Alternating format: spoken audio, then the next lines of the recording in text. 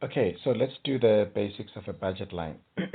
So if I have a budget of 100 Rand and I have the price of bread at 10 Rand and the price of meat per kilogram at 20 Rand, that means that on 10 Rand per loaf, if I spend all my money on bread, I can afford 10 loaves. And then I would have spent all of the 100 Rand, so I'll have zero meat. So I'll just have 10 loaves of bread and nothing else, right? If I buy 9 loaves of bread, I I will have 10 Rand, so it'll be 90 Rand. I'll have 10 Rand change, but I won't even afford 1 kilogram of meat, so I might not want to do that. But if I buy 8 loaves, then I can get one. And if I buy 6 loaves, I can get two, and so forth, until I get to a point where I can buy 5 kilograms of meat, which would be all of my 100 Rand, and I'll have zero of bread. Now, if you want to plot that, it'll look like this because it starts. Uh, so let's say this is bread and this is meat.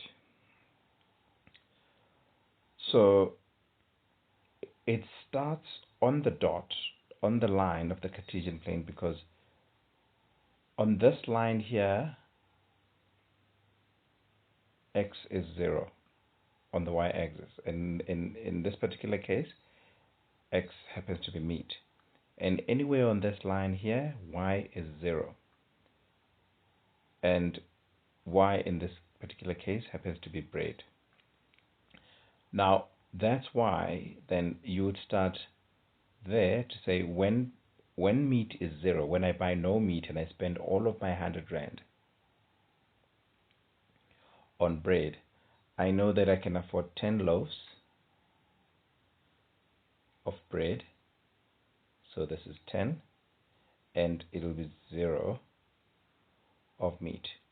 Now, when the opposite is true, I'll be here. It means I can afford 0 bread, but I can buy 5 of meat.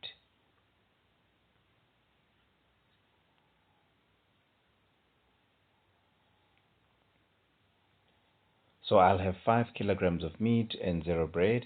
And then in between here are the different combinations. Maybe somewhere in the middle here will be where I balance the two. Here and at other points I'll be having more of the one and less of the other, something of that nature. So that's why a budget line looks like a straight line that touches both the axes, right? Now let's talk about the indifference curve. Why does an indifference curve look like this? Right? Why is it not a straight line? Now, if you think about it, the indifference curve says this is the same satisfaction that you have. So let's say you could put this satisfaction to a number. Let's say the satisfaction is 600. It's level number 600. So that means you get 600 utils of satisfaction. So it simply means that for you to even get to 600, you need to at least have this much of x. There is no way you can have the 600 at 0. So you need at least a combination of x. So anywhere here, x is the same. So you can have this much of y, or that much of y, or more of y, but minimally you know that you cannot have 600 of x without 600 of satisfaction without having at least this much of x. You need it minimally. But also you need at least this much of y. You can take more, or even more if you need to. But for you to reach a minimum of satisfaction, you will need a minimum of the combination of the two. Now, the same thing applies to y.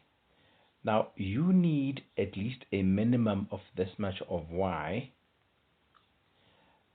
and then you can either combine it with this much x to have the same satisfaction, or that much x, or that much. You see what I mean? But basically, there is always a minimum of x and a minimum of y that you need to be able to do this, to have the same amount of satisfaction. That's why it never touches the x's and y's, because here on the x's, if you are on the y-axis, it means x is 0.